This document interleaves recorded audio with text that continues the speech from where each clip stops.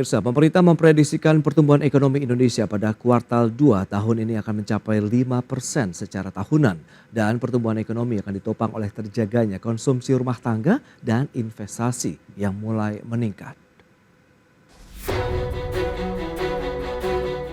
Pemerintah memprediksi pertumbuhan ekonomi Indonesia pada kuartal 2 tahun ini akan mencapai 5% secara tahunan. Dalam keterangannya, Menteri Keuangan Sri Mulyani menyebut pertumbuhan ekonomi kuartal 2 akan ditopang oleh terjaganya konsumsi rumah tangga dan investasi yang mulai meningkat. Sejalan dengan itu, kinerja ekspor Indonesia diperkirakan akan meningkat pada kuartal 2, terutama untuk ekspor sektor manufaktur dan pertambangan, baik ke India maupun China. Sri Mulyani meyakini aktivitas ekonomi Indonesia akan terus mengalami peningkatan hingga akhir tahun 2024. Pertumbuhan ekonomi triwulan kedua tahun 2024, kalau triwulan 1 waktu itu 5,11 yang disampaikan oleh BPS. Kami memperkirakan untuk triwulan kedua berarti antara April, Mei, Juni yang sudah selesai akan tumbuh di 5,0% atau bahkan sedikit di atas 5% year on year.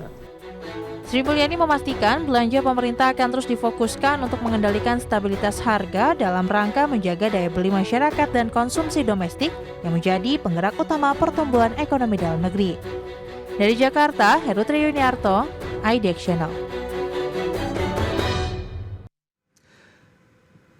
Ya, pemerintah optimistis ekonomi tumbuh 5,2% di kuartal 2 tahun 2024 ini. Untuk membahasnya, kita sudah tersambung melalui Zoom bersama dengan Mas Andre Satrio Nugroho, Kepala Pusat Industri Perdagangan dan Investasi IDEF, dan juga Pak Alvin Kennedy, PLT Ketua Umum BPP Himpunan Pengusaha Muda Indonesia atau HIPMI.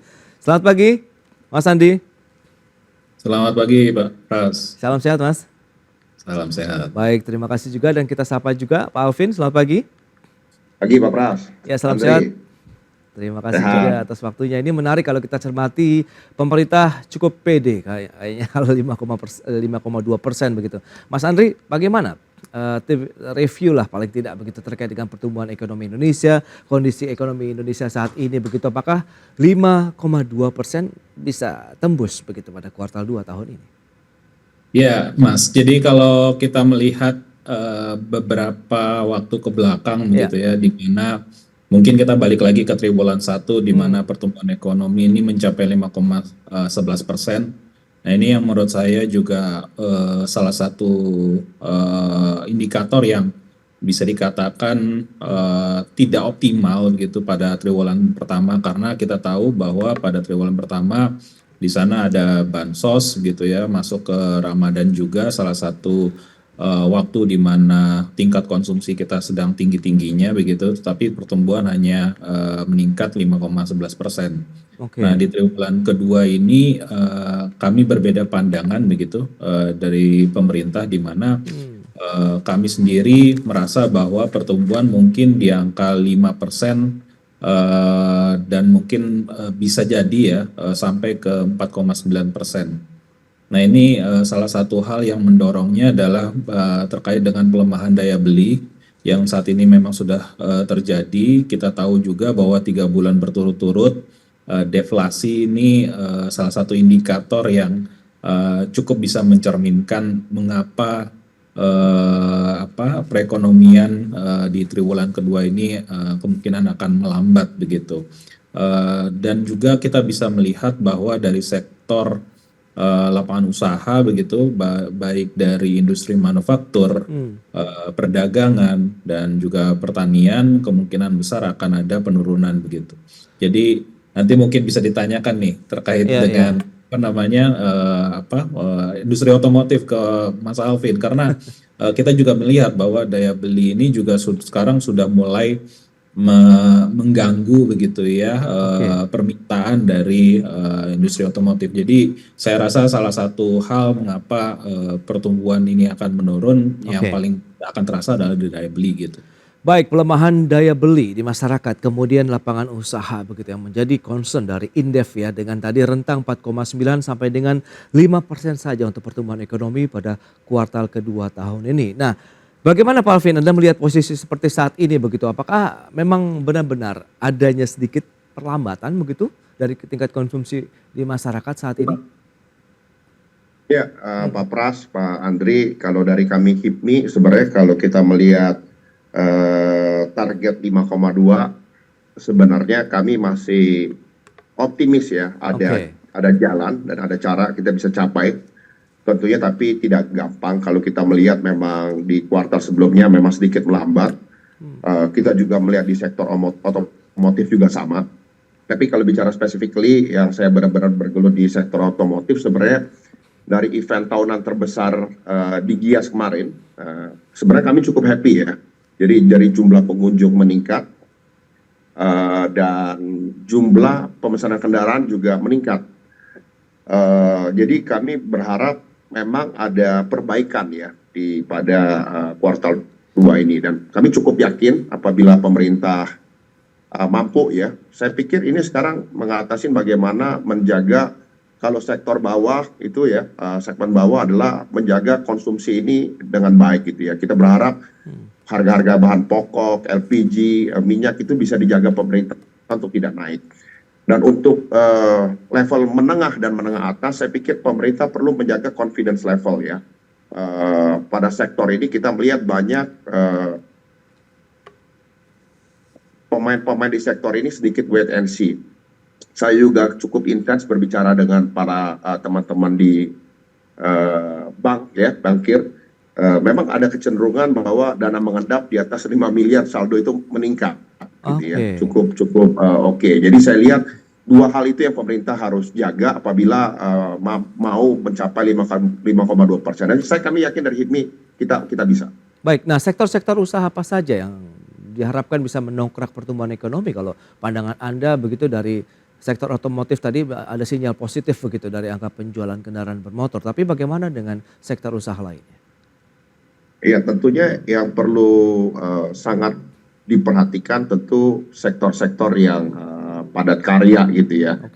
Seperti sektor konsumsi gitu kan. Dan kita melihat juga mungkin sektor pariwisata akan terus tumbuh gitu ya. Transportasi juga oke, dan hilirisasi daripada pertambangan juga harusnya masih baik ya. Kita melihat harga sawit cukup oke. Nikel saya lihat harga turun tapi masih oke ya. Saya pikir itu beberapa sektor yang masih cukup baik ya. Pemerintah harus perhatikan. Baik, nah lantas bagaimana Mas Andri Anda melihat di mana tadi Menteri Keuangan juga menegaskan konsumsi rumah tangga, kemudian investasi ini yang akan menjadi pendorong pertumbuhan ekonomi pada kuartal kedua begitu. Anda melihat bagaimana sebenarnya dari tingkat konsumsi kuartalan tadi sudah disampaikan otomotifnya oke. Kemudian dari sisi bagaimana confidence levelnya yang perlu dijaga, kemudian dari tingkat dana mengendap di perbankan di atas 5 miliar ini yang juga bertambah. Anda melihat posisi seperti ini bagaimana? Apakah tinggal menunggu momen saja untuk meningkatkan lagi konsumsi di masyarakat? Ya, pertama kalau kita berbicara mengenai statement dari Bu Menteri Keuangan, saya rasa ini adalah counter naratif dari pelemahan daya beli gitu. Jadi kita sudah melihat bahwa beberapa indikator terkait dengan mungkin juga terkait dengan survei konsumsi juga mengatakan hal yang sama bahwa pelemahan daya beli ini terlihat begitu, dan di sini Bu Menteri Keuangan menyampaikan counter naratif agar pasar tidak terlalu bergejolak begitu. Nah, ini kita bisa dilihat juga sebetulnya dari industri manufaktur secara keseluruhan, bagaimana PMI Purchasing Manager Index juga menurun. Kalau kita berbicara mengenai government spending atau government expenditure, kita melihat juga sudah ada penurunan di sana gitu ya, sudah mulai normal lagi, tidak seperti triwulan pertama atau mungkin triwulan 4 2023 begitu. Jadi dari dua hal ini juga ditambah dengan dari sektor konsumsi sendiri. Dari sektor konsumsi kita melihat bahwa pergeseran Ramadan kemarin ke triwulan 1 ya, ini berbeda dengan tahun-tahun sebelumnya. Di mana triwulan kedua kan sebetulnya Ramadan itu berada gitu. Jadi salah satu daya ungkit konsumsi sudah lewat semua begitu. Nah ini menurut pandangan kami bahwa sudah tidak ada lagi daya ungkit yang diharapkan dari perekonomian kita kemarin ya. Jadi dengan ditambah dengan pelemahan dari daya beli, saya rasa Oke. 60% dari perekonomian kita yang digerakkan oleh konsumsi ini masih belum terlihat ada peningkatan. Kecuali kalau kita bisa melihat bahwa yang tadi sudah disampaikan oleh Pak Alvin, mungkin terkait dengan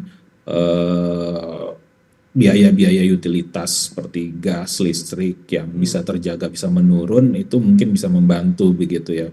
Tapi kalau kita melihat ya dari segi gas, listrik, dan kita juga nanti ke depan masih belum tahu seperti BBM gitu ya, Oke. belum lagi beberapa hal yang lain ini juga pasti akan menghambat dari konsumsi dari masyarakat. Ya, apakah ini tercermin dengan terjadinya deflasi kalau kita lihat dalam 3 bulan terakhir ya Mas Andri? Ya, sangat-sangat tercermin gitu ya, Mas Pras. Jadi karena kita melihat bahwa di awal deflasi ini sudah kami prediksi begitu, bahwa pelemahan ini sudah mulai terjadi setelah Ramadan. Bahkan di triwulan pertama kita melihat bahwa seharusnya konsumsi dari masyarakat sudah meningkat lebih tinggi daripada pertumbuhan ekonomi yang kemarin 5,11, seharusnya sudah bisa menembus setidaknya 5,5 begitu. Tetapi apa yang terjadi karena memang di saat yang bersamaan juga harga-harga sedang naik juga begitu ya. Nah, mereka dari masyarakat juga menahan begitu untuk melakukan konsumsi. Belum lagi terkait dengan biaya utilitas tadi yang saya sebutkan, dan ditambah juga misalnya biaya-biaya lain. Masuk sekolah misalnya salah satunya itu juga hal yang juga menahan mereka untuk konsumsi lebih banyak gitu. Baik, lantas bagaimana dengan investasi yang kita tahu juga kan kemarin tumbuhnya lumayan ini di atas 20%. Apakah bisa menjadi buffer juga untuk bisa meningkatkan utilisasi kemudian konsumsi di sana? Kita akan bahas nanti di segmen berikutnya, Mas Andri dan juga narasumber kita begitu. Ini terkait dengan kondisi seperti saat ini ya Pak Alvin ya, dan pemirsa pastikan Anda masih bersama kami.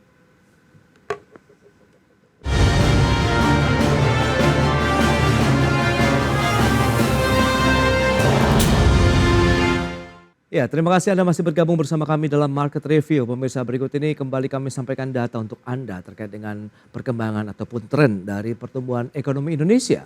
Ya, selengkapnya bisa Anda saksikan di layar televisi Anda. Kita akan cermati dari kuartal 1 2023 sampai dengan kuartal 1 2024 ini. Baik, memang kita lihat sempat menyentuh level yang cukup tinggi di 5,17% pada kuartal kedua di tahun 2023 lalu. Kemudian trennya langsung turun di bawah 5%, tepatnya di 4,94% pada kuartal 3 tahun 2023. Kemudian di kuartal 4 tahun 2023 naik lagi menjadi 5,04%. Dan pada kuartal 1 tahun ini lagi bertahan di atas 5%, tepatnya di 5,11%. Berikutnya kita lihat dari pergerakan inflasi. Nah ini menarik kalau kita lihat 3,05% sempat dicapai pada bulan Maret, kemudian cenderung turun begitu ya dalam beberapa bulan terakhir secara tahunan begitu, dan tercatat di Juli 2,13% untuk inflasi kita. Lantas bagaimana dengan investasi? Nah ini dia. Di kuartal 1 2024 tercatat 829,9 triliun rupiah. Ini lebih tinggi dibandingkan dengan kuartal lebih tinggi kalau kita memang bandingkan begitu ya di kuartal 2 2024 428,4 triliun, sementara target presidennya sendiri 1.650 triliun rupiah. Baik, kita akan lanjutkan kembali perbincangan bersama dengan narasumber kita Pak Alvin Kennedy, PLT Ketua Umum BPP HIPMI, dan juga Mas Andri Satrio, Kepala Pusat Industri Perdagangan dan Investasi Indef. Nah, ini menarik. Pak Alvin, kalau dari sisi pelaku usaha Anda melihat bagaimana dari sisi investasi begitu? Anda melihat apakah ini yang bisa menjadi salah satu booster juga, game changer untuk pertumbuhan ekonomi di kuartal kedua? Silakan. Ya, kalau dari HIPMI kami melihat memang ya investasi ini tentu menjadi salah satu indikator yang paling penting terhadap pertumbuhan ekonomi begitu ya.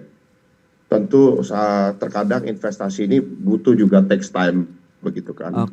Tapi pemerintah perlu melihat bahwa investasi ini harus sejalan apa yang perlu digenjot begitu ya. dengan memang visi jangka menengah dan juga jangka panjang pemerintah.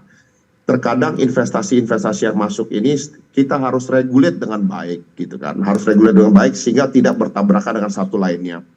Kita juga tahu terkadang investasi-investasi yang masuk begitu ya, apabila itu akan mampu meng-create threat gitu ya untuk terhadap investasi-investasi atau perusahaan-perusahaan yang lama. Maka perlu regulasi-regulasi yang baik dan juga kerjasama saya pikir ya dalam pemerintahan ya antar sektoral begitu ya. Baik, tapi kalau kita lihat dengan kondisi yang ada, realnya bagaimana yang dirasakan dengan investasi ini benar-benar terrealisasi, kemudian berdampak cukup efektif begitu untuk meningkatkan tadi kinerja Tentu, kami pikir ekonominya, ya kemudian sangat penciptaan berdampak, lapangan kerja. sangat penting dan sangat berdampak positif ya, sangat berdampak positif. Baik, lantas bagaimana Mas Andri, Anda melihat posisi seperti saat ini? Investasi yang sudah memang ini 50%-an lah ya dari target di tahun 2024 ini. Kemudian apakah realisasinya, kemudian penciptaan lapangan kerja yang sekarang memang menjadi isu hangat belakangan ini bisa menjadi penolong lah di tengah upaya mencapai pertumbuhan ekonomi nasional? Ya, pertama yang terkait dengan semester 1 mungkin kita apresiasi ya kepada pemerintah bahwa sudah setengah dari target yang akan dicapai begitu terkait realisasi investasi ini. Cuman memang masih ada beberapa problem. Pertama adalah terkait dengan sektornya. Dari tahun lalu kita tahu bahwa sektornya tidak lepas dari pertama pertambangan, yang kedua adalah pengolahan dari pertambangan itu sendiri gitu ya, logam dasar, industri logam dasar.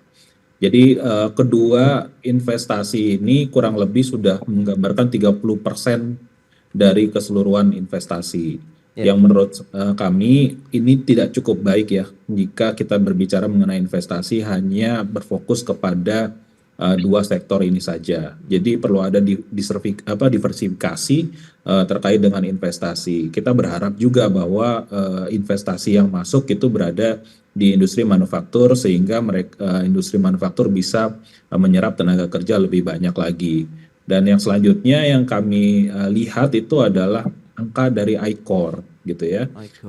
Angka dari I-Core ini menurut kami masih cukup tinggi sehingga kalau kita berbicara mengenai efisiensi dari investasi ini masih belum bisa memenuhi ekspektasi seperti negara-negara ASEAN lainnya gitu, di mana negara-negara ASEAN lainnya itu kurang lebih di 4-5%, sedangkan di kita sendiri masih berada di angka 6,3%, 6,5% gitu ya. Jadi untuk mengenerate 1% pertumbuhan ekonomi itu membutuhkan kurang lebih ya pertumbuhan investasi sampai 6,5% gitu ya, sangat-sangat costly. Jadi untuk mendongkrak perekonomian kita berharapnya bahwa efisiensi dari investasi yang masuk ke Indonesia ini bisa terjaga dan pada akhirnya kita berharap bahwa investasi ini menjadi katalisator bagi perekonomian Indonesia ke depan gitu, dengan harapan bahwa tadi ya I-Core-nya kita bisa turunkan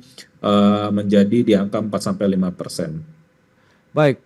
Tapi dengan kebijakan-kebijakan yang ada saat ini, Anda melihat bagaimana 5,2% begitu dengan upaya-upaya peningkatan investasi, penciptaan lapangan kerja, kemudian bagaimana koordinasi hulu ke hilir antara pemerintah pusat dan daerah begitu. Sehingga tadi pemerataan sudah ingin dicapai, kemudian yang penting adalah benar-benar hasilnya dirasakan bisa menjadi roda penggerak nih ekonomi daerah yang akan menyumbang kepada pertumbuhan ekonomi nasional juga nih Mas Andri.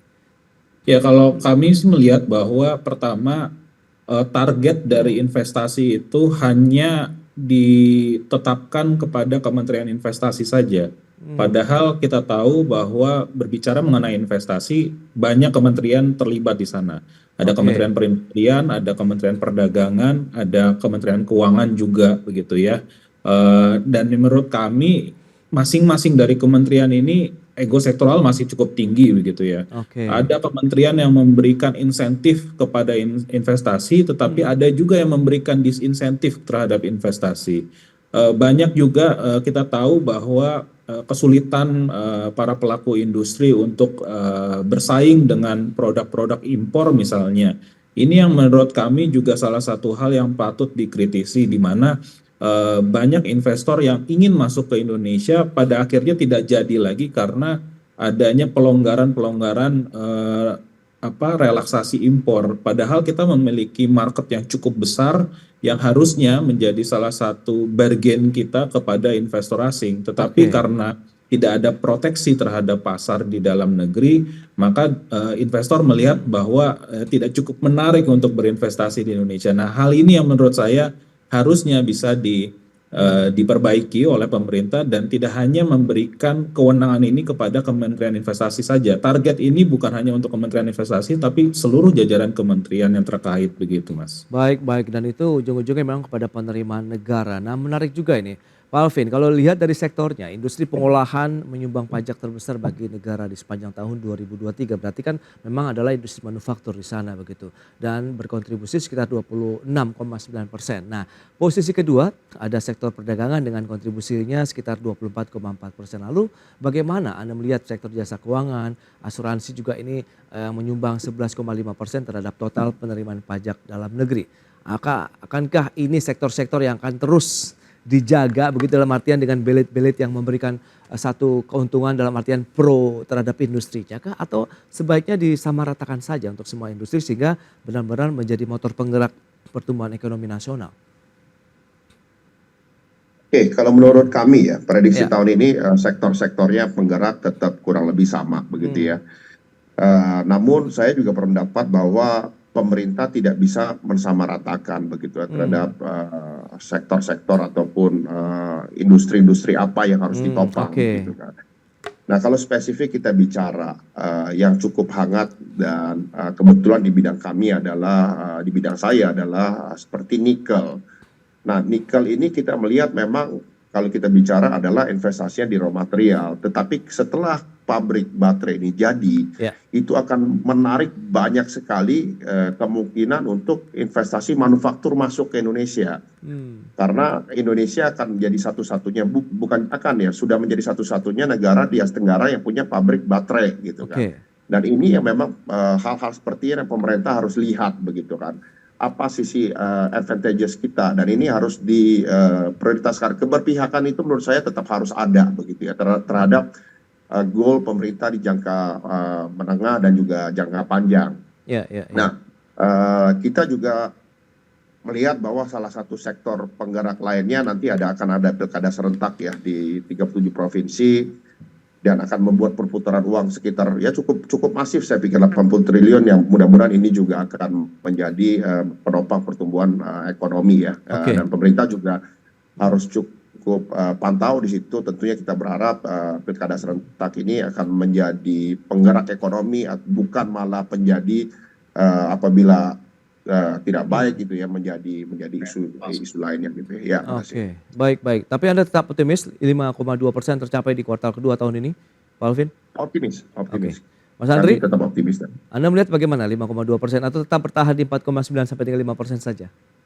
Kami masih di 4,9 sampai 5% karena beberapa yang tadi kami sampaikan begitu. Baik. Mas Andri, terima kasih banyak atas waktu dan sharing yang sudah Anda sampaikan terkait dengan target ataupun bagaimana pemerintah optimis untuk mengejar pertumbuhan ekonomi 5,2% pada kuartal kedua di tahun 2024 ini. Pak Alvin, terima kasih juga atas insight yang sudah Anda sampaikan dari sisi pelaku usaha khususnya HIPMI ya. Selamat melanjutkan aktivitas Anda kembali. Salam sehat, Pak Alvin dan Mas Andri. Thank you Pak Pras. Ya. Terima kasih. Terima kasih Pak Alvin. Ya, pemirsa, 1 jam sudah saya menemani Anda dalam Market Review. Perbaharui terus informasi Anda hanya di IDX Channel, your trustworthy and comprehensive investment reference. Jangan lupa saksikan program First Session Closing yang akan tayang pukul 11.30 waktu Indonesia Barat.